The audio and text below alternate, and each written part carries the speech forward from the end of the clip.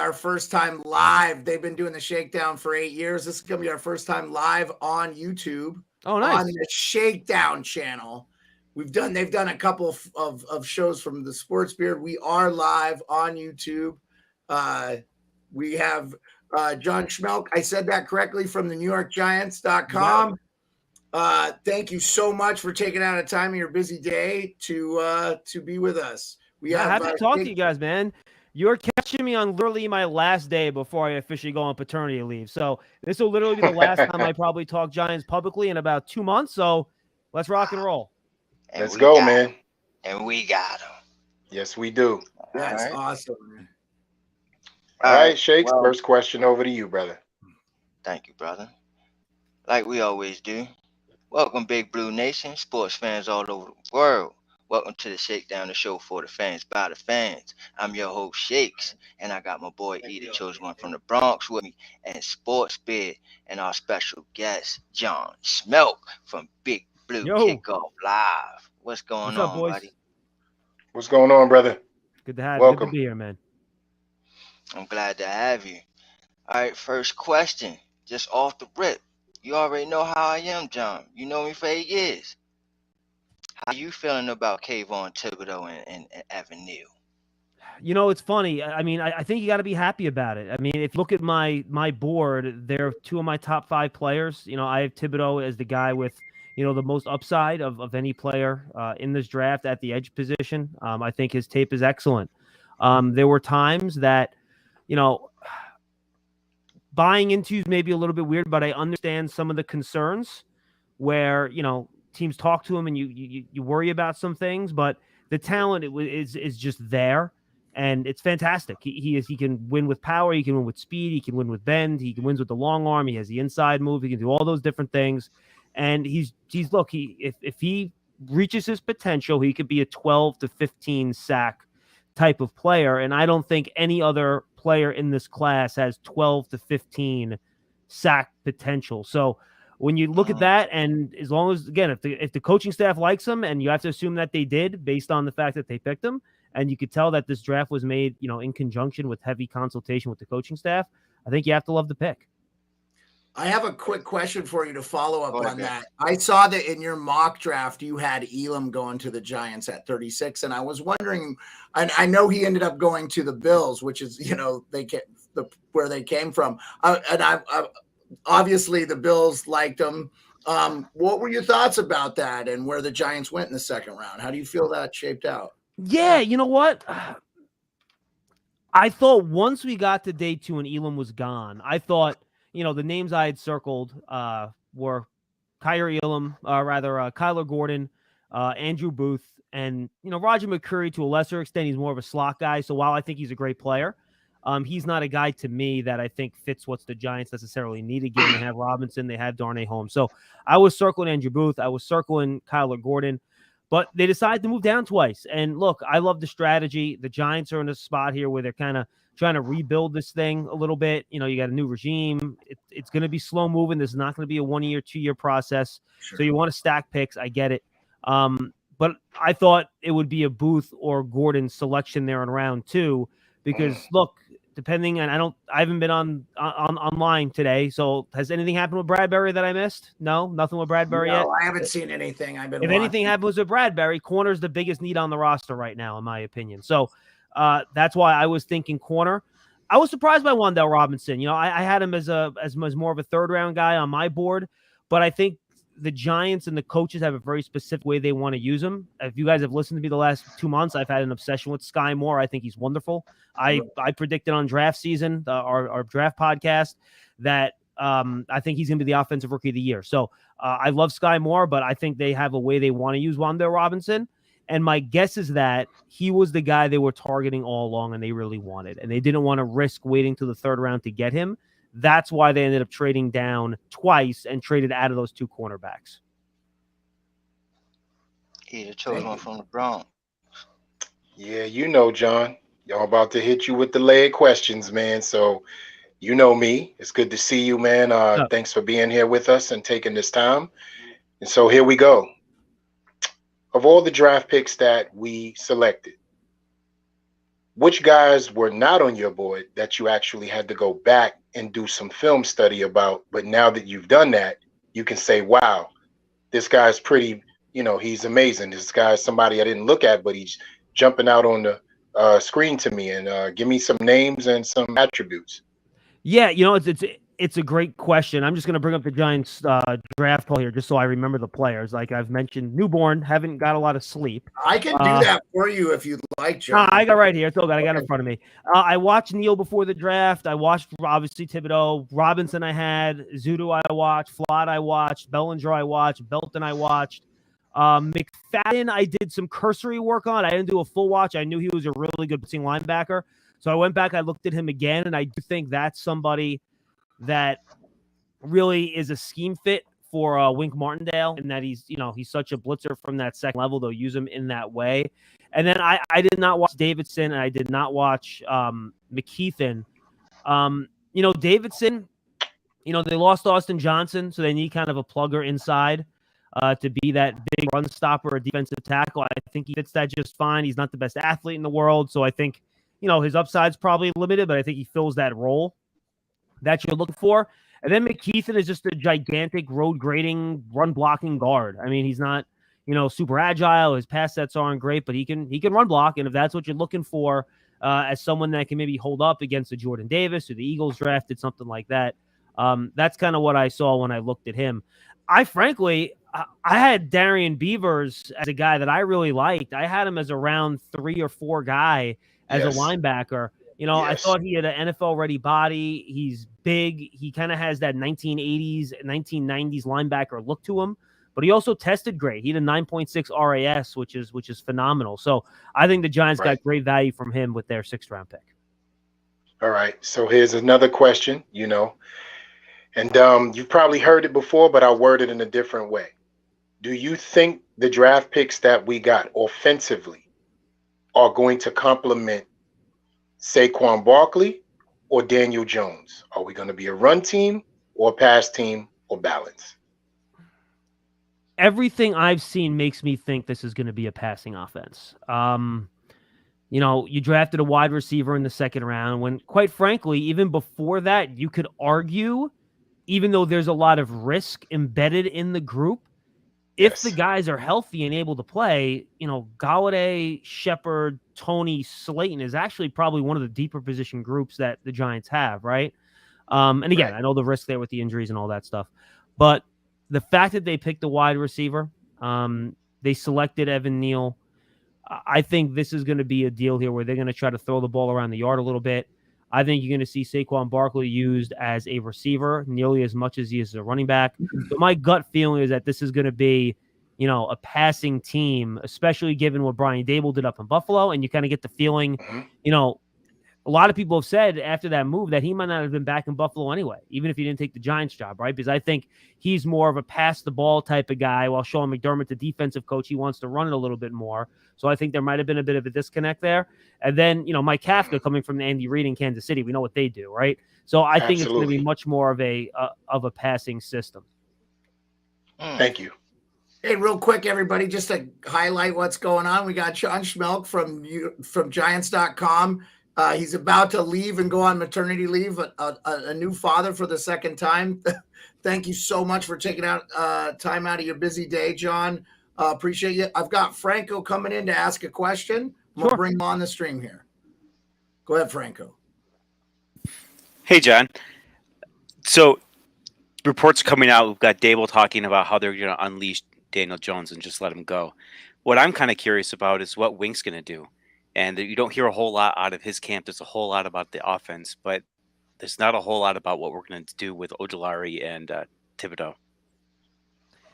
Look, I think Wink only knows one speed, and that's full throttle, man. I mean, we saw what happened last year with Baltimore, right? They lose their corners, and he didn't give a damn.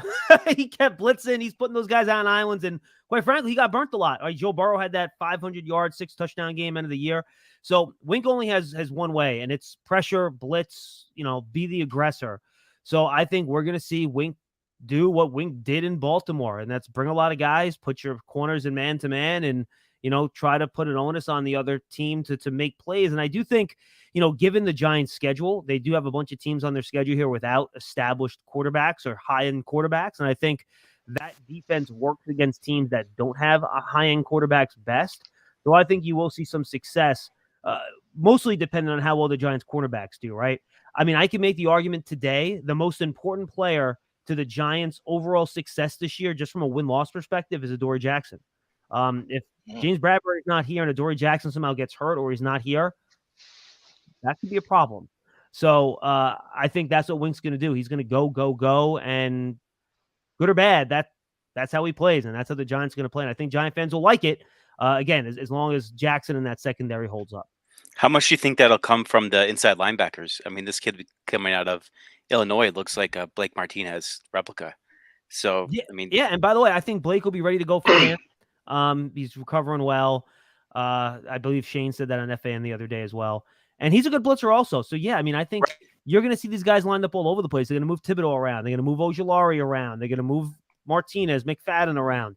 They're going to stand them up, the old amoeba defense where you have 6 guys standing up at the line of scrimmage. Who's coming, who's going. They're going to do all that stuff. So, John, knowing me back from 2014, I believe. Yeah, long time, man. Yeah, very long time.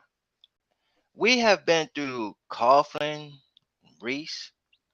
We have been through Gettleman and McAdoo.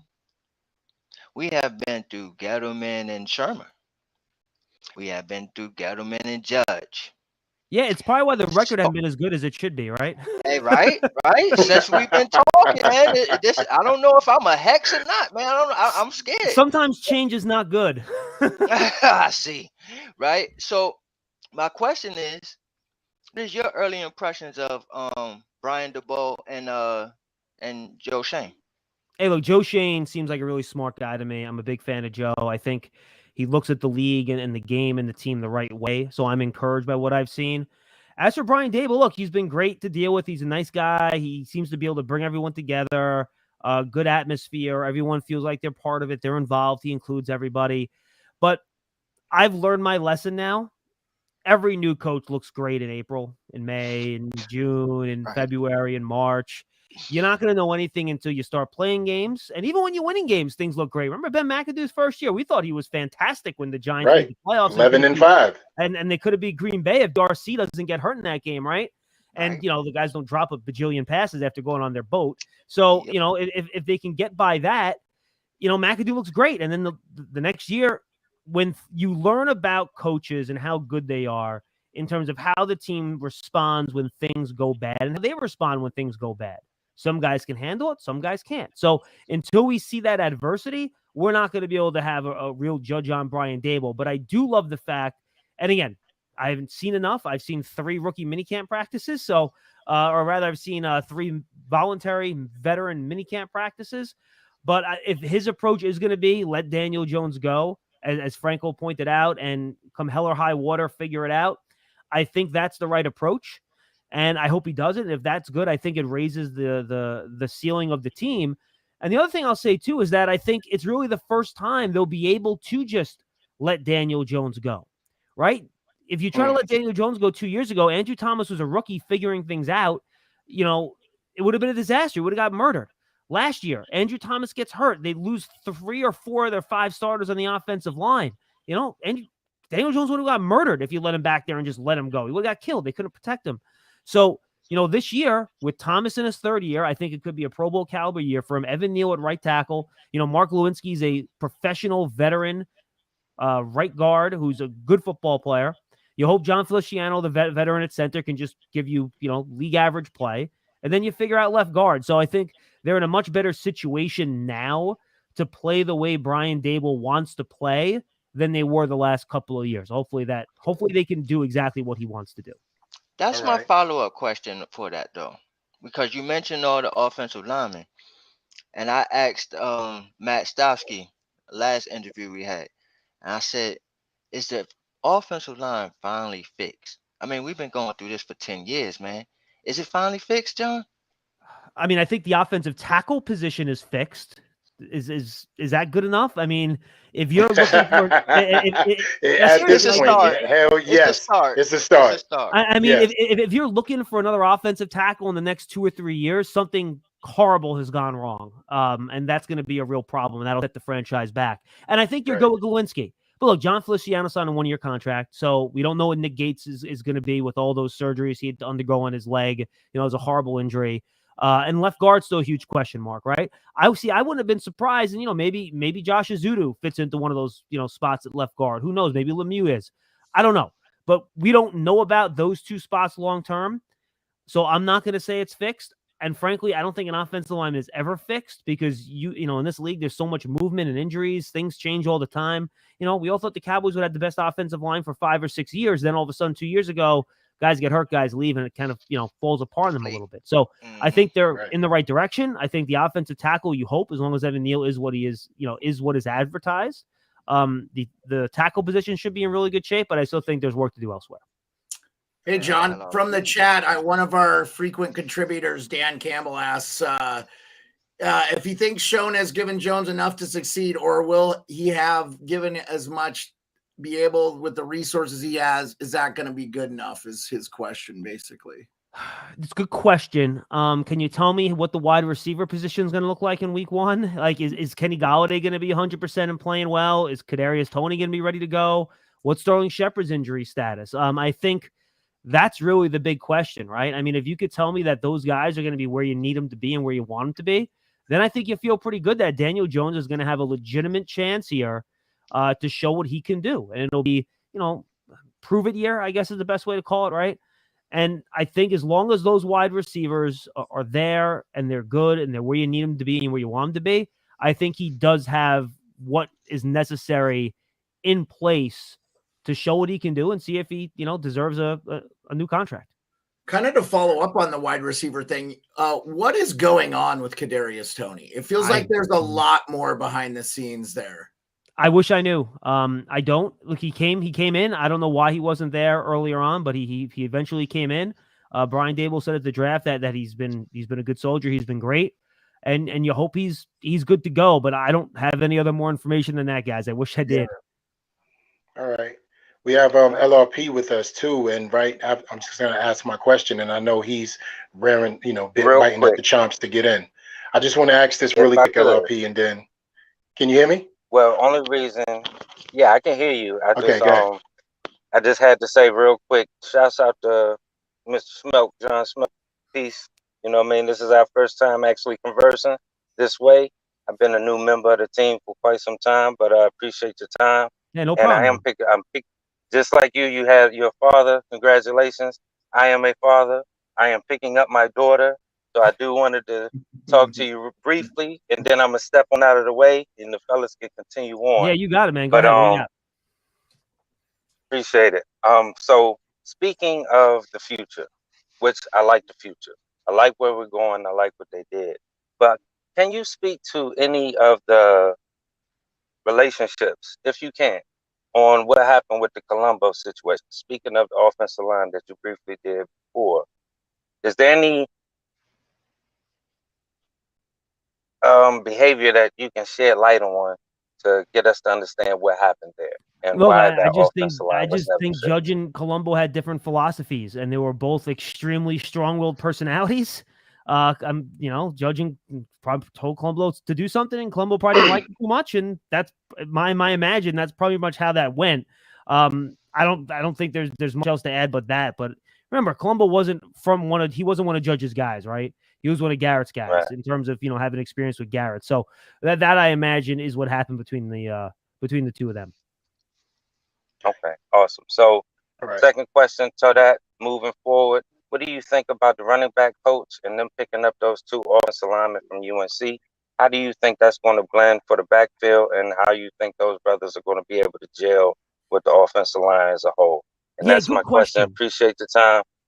And I'll listen in the background. Peace, fellas. No, I appreciate it, man. Peace, Scott. Good to chat. Man. I always interact with him on Twitter. Good to talk to him in person, or as in person as can be. You know, the one thing about the Josh Azudu pick that was interesting to me when I watched him on tape, and maybe the Giants saw something else because obviously they were going to watch a lot more games, a lot more plays than I do, and no offensive line play a lot better than I do. You know, I think his strength is as a zone blocker in the run game, especially outside zone.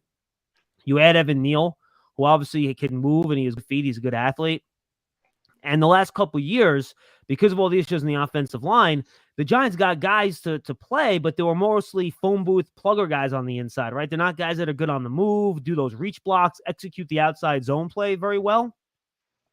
And, you know, by the way, Mark Lewinsky, you know, he comes from a scheme in Indy where they ran the outside zone constantly with Taylor up there. So my guess is that this run game is primarily going to be more of an outside zone look, when I don't think the personnel the last couple of years were quite as good at executing that particular play. And I think that's what Saquon Barkley's strength is. So I think it works as long as these guys can, you know, build the chemistry they need to kind of get on the field and execute what the vision is, because I do think they have the ability to do it for sure. Sports Bear, you got something or No, hey, I know E had another follow-up question. I'm gonna bring him back on the stream. I just want to tell everybody this is our first broadcast on YouTube as an official Shakedown, even though we've been done thousands of episodes on podcasts. So John, you are breaking us in on YouTube for the first time. We really appreciate it. I'll bring back E. Hey, here we go. Hey, John, how are you? So here's my question, right? My question for you is this.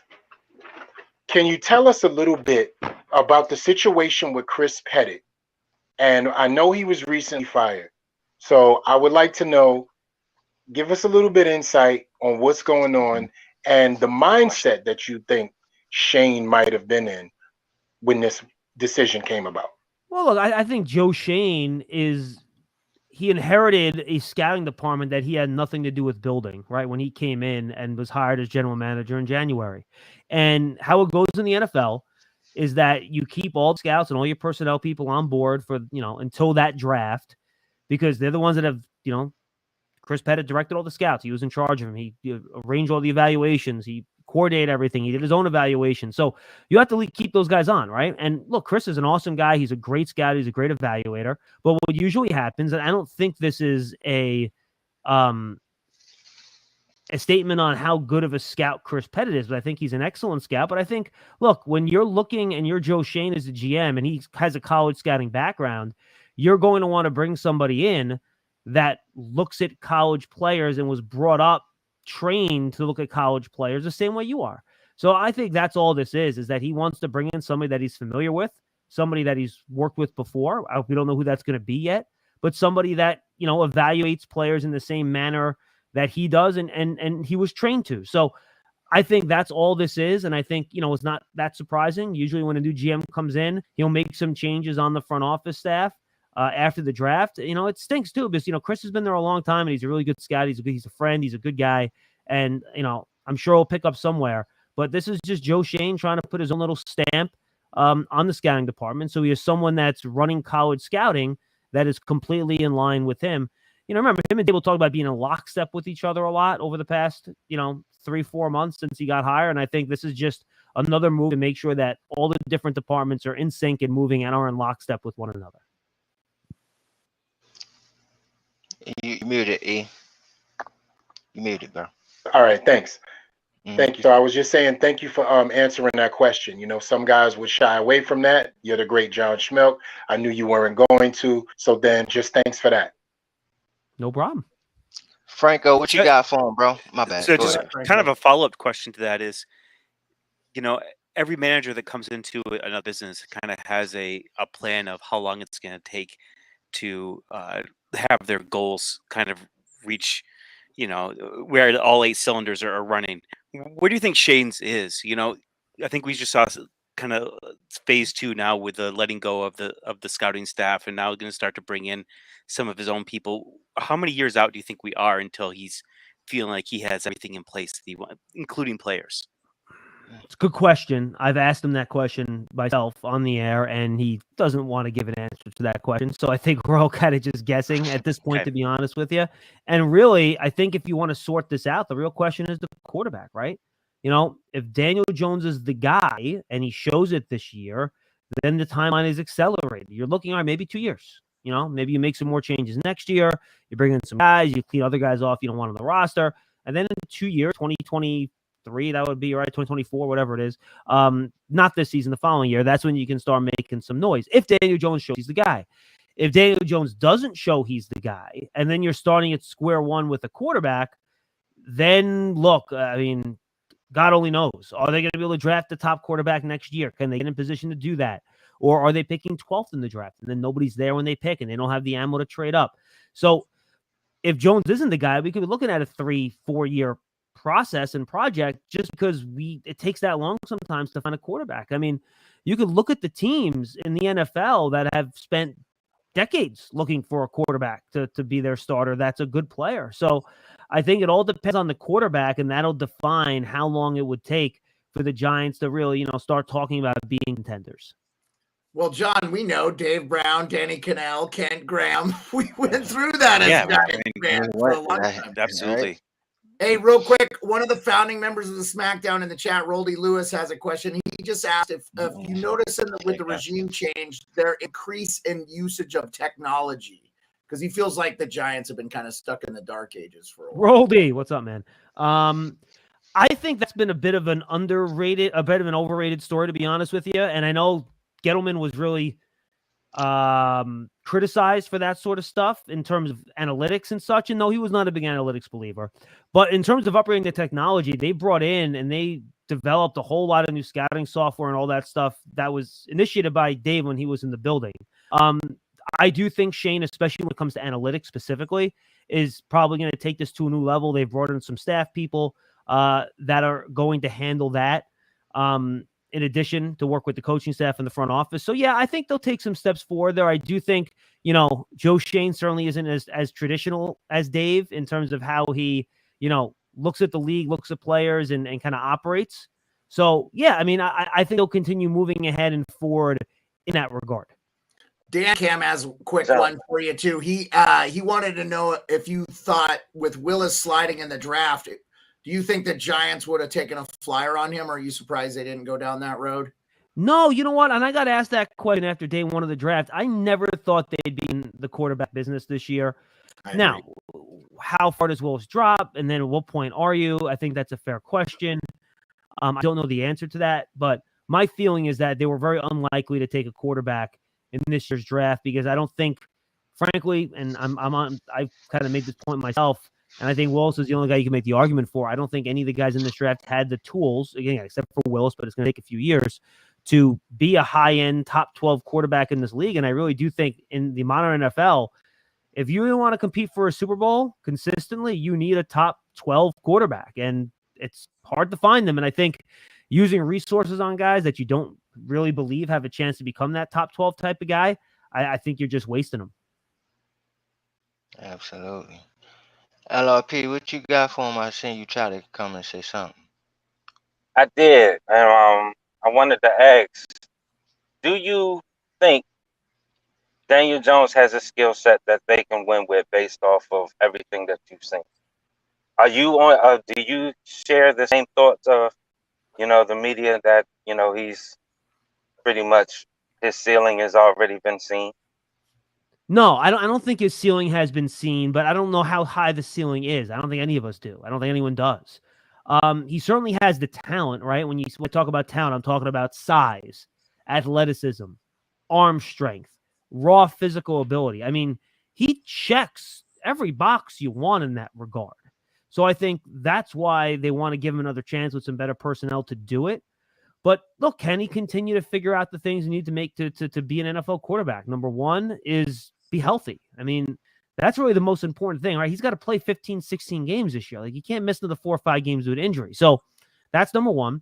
Number two is continue to cut down on the turnovers. And, we saw the turnovers cut down the last 2 years, but it was while the offense became a little bit more conservative.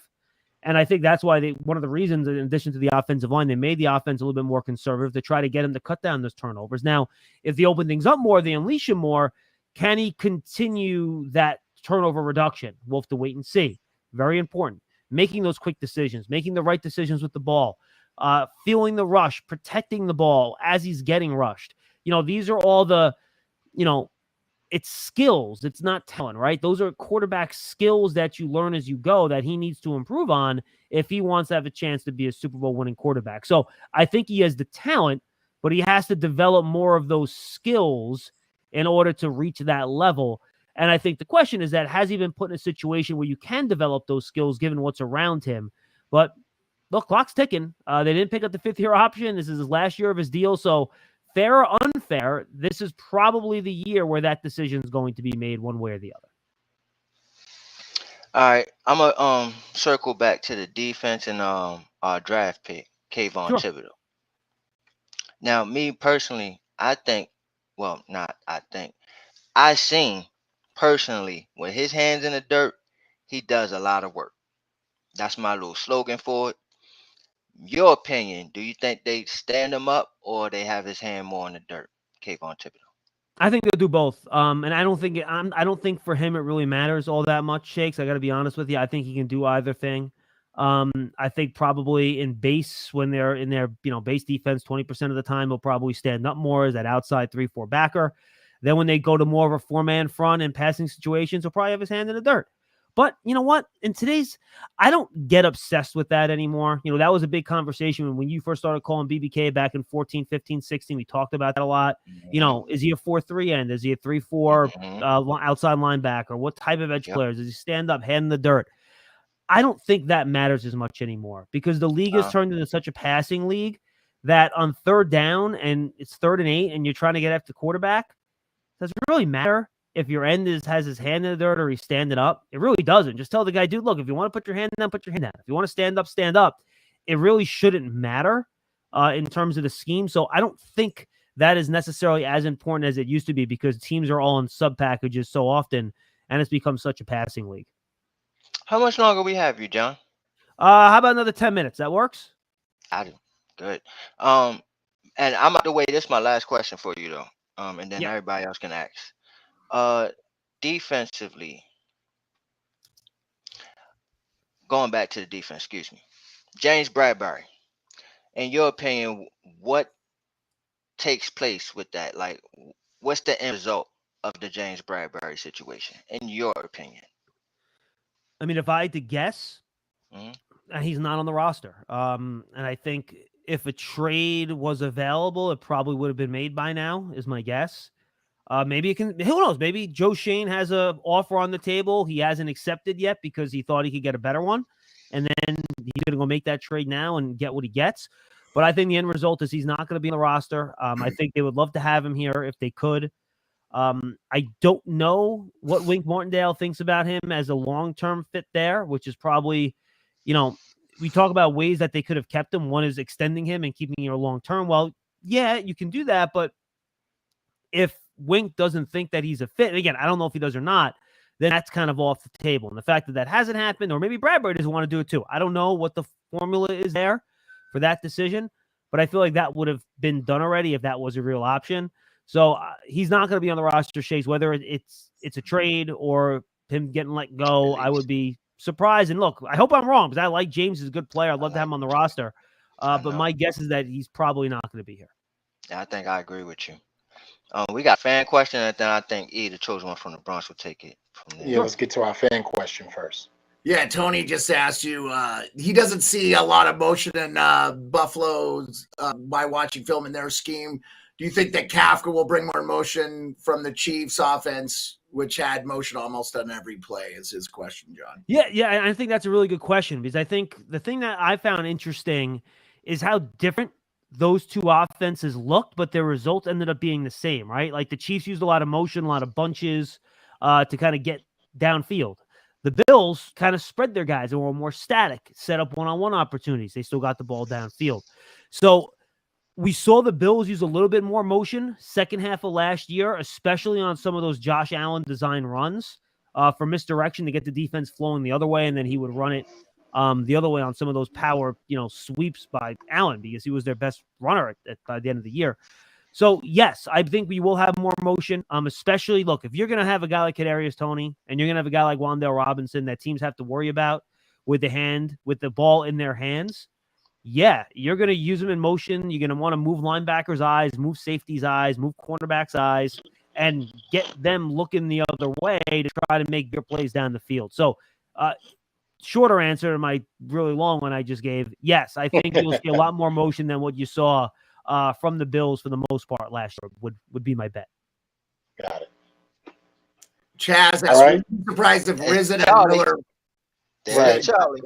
Charlie Fermain, is that Charlie Fermain? It might be Charlie. I can't escape him. Yes, it's Yeah. definitely Charlie Fermain. Can you will you be surprised if Risen and Miller spend time on the 53? He's referring to the tight end Rising John. Yeah, and his main guy Miller. I know. I know. He said, I know. You don't have to answer, John. No, I'll answer the question. I love Charlie. Can't escape him. I think Rising John has a shot. The Giants have a very shallow tight end room. Ricky Seals-Jones is the only guy with any meaningful NFL experience. Rising John looks the part. Could I see Kafka and Dable finding a way to use his athletic ability as a move F-type tight end? Yes. I think he has a shot. Miller, I see, is more of a practice squad guy. I'm never, again, I have not seen him on the field yet. I'm going to try to, even though I'm going to be on leave, I'm going to try to head out to at least one rookie minicamp practice next week, and I'll see him for the first time, and I'll have a better answer for you. But my guess is that he's going to be more of a developmental practice squatter. All right. So my last question is in the form of this, right? And then I'll let everybody else go. So, John, in your honest opinion, with all the roster moves, with the new changing of the regime, moving forward, give us some positive takes from the team, you personally, and also how Saquon Barkley, in your mind, will do in this offense moving forward. If Saquon's healthy, he's going to be productive. I mean, he's going to be. The way they'll use him, they'll put him in space, they'll catch the ball, they'll get him some big play opportunities. But can he stay healthy? And the other part of it, too, is can he pass protect at a higher level? Because that, I think, has been an issue with him, too, being that third down weapon. He's had some drops also. So if he can stay healthy and fix some of those third down issues, he could be a star. He could be an all-pro. He can be a pro bowler. He's a great player. He's got all the skill. But can he stay healthy? That really, to me, is the bottom line question. If he does, he can be great. And look, I think you're starting to see some foundational pieces here, right? You got Andrew Thomas at left tackle. You have Evan Neal at right tackle. You have Xavier McKinney at safety. You hope Kayvon Thibodeau is that guy on the edge. You hope Ojulari is that guy on the edge.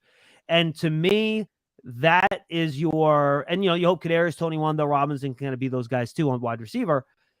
And you hope that's your young foundation, right? And maybe Kenny Golladay with his long-term contract, if he can figure things out this year and he can kind of be in that mix. Because remember, wide receivers now are making $25 million.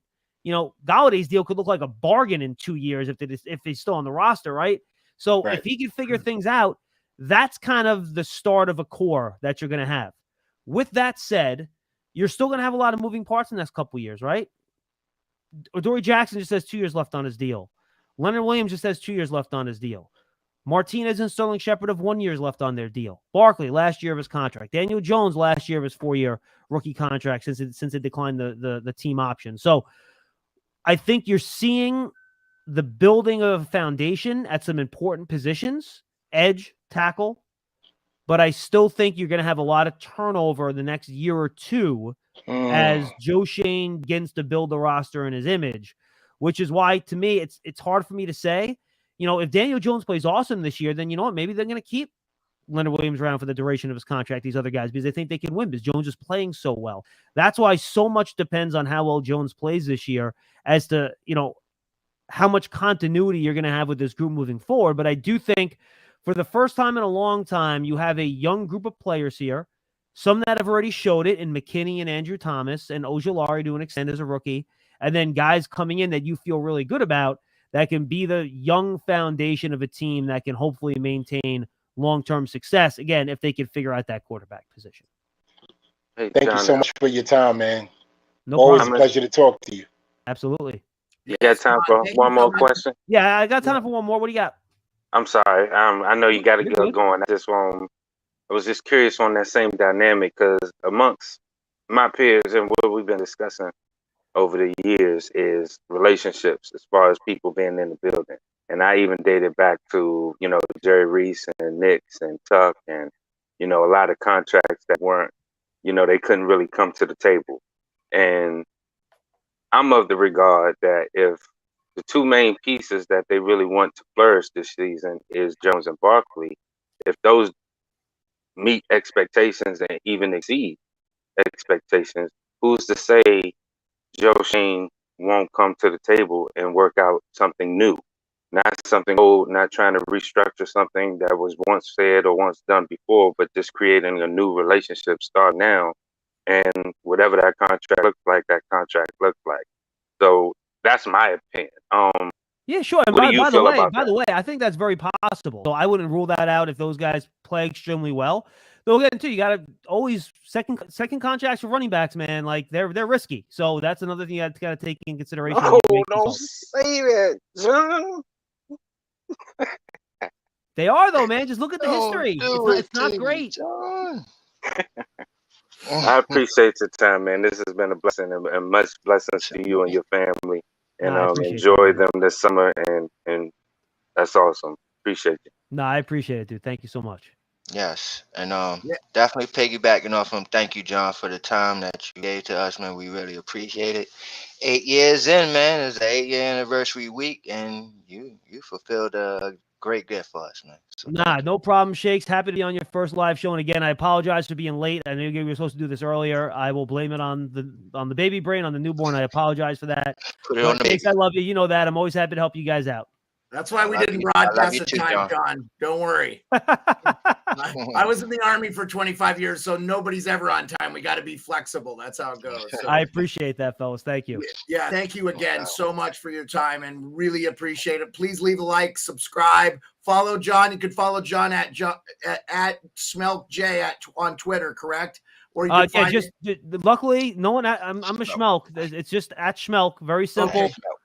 Yeah. Okay. My bad. No, you're good. At Schmeelk on Twitter, or you can find him at Giants.com. Bam. Easy as pie. Thanks, boys. Yes, congratulations again on the newborn. All right, guys. Good talking to you. All right. God bless. Later. All right. Thank you, sports, man. So glad to have you on the team. You got us here to the YouTube, man. We here. We got John Schmeelk with us, man. This was a beautiful thing. I can't wait to do some more of these, man. Thank you, sports. Thank you. Yeah, no problem. I can pop the questions up. We didn't talk about it with him. So I got Roldy saying thank you. It was such an awesome thing for John to come on the channel. I'm so glad we broke in the YouTube. Please, guys, leave a like, subscribe, put on noties. The Shakedown is not going to leave Twitter Spaces, but we're going to try to do a lot more YouTube stuff, and we can bring you on. You guys saw how Franco came on the show. Franco is not, he wasn't supposed to be part of the broadcast team. We didn't talk anything about that, but he came on, no problem, was able. Franco, thank you so much for coming on. We got some great questions from Roldy and Charlie and Tony. Really appreciate it. Is the Shakedown going to be on tonight in Spaces? Is that the plan? Yeah, I believe so. East Out Friday, man, 7 p.m. Eastern time to 9 o'clock. Yeah. On Twitter Spaces, or are we doing Twitter. it on YouTube? On Twitter Spaces. On Twitter. So 3 p.m. Alaska time. He wants to do it camera. Hey, 7 p.m. Eastern Standard Time. See you at Twitter Spaces. This has been the Shakedown. Again, we'd like to thank John Schmeelk from Giants.com. What a great guest. Unbelievable insight.